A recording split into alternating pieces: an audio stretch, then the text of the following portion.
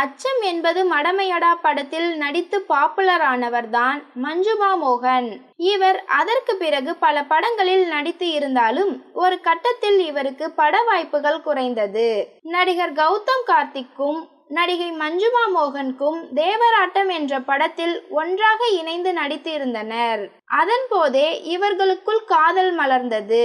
பின்னர் இருவரும் காதலித்து கடந்த 2022ஆம் ஆண்டில் பெற்றோர் சம்மதத்துடன் திருமணம் செய்து கொண்டனர்.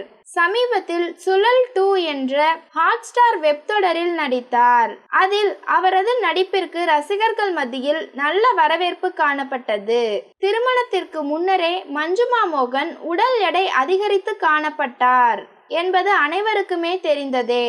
இந்த நிலையில் தற்போது இது குறித்து பேட்டி ஒன்றில் வெளிப்படையாக பேசியிருக்கிறார். அவர் குறிப்பிடுகையில், எனக்கு பிசிஓடி இருந்தது. கொஞ்சம் எடை கூடிய போது நான் ஆரோக்கியமாக இருப்பதாக நினைத்தேன். பிசிஓடியை குறைக்க வேண்டியிருந்தது. எப்படியாவது எடையை குறைக்க வேண்டும் என்று நினைத்தேன்.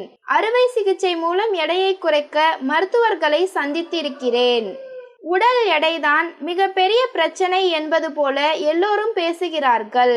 நாம் ஆரோக்கியமாக இருக்க வேண்டும். சினிமா என் வேலை மட்டுமே.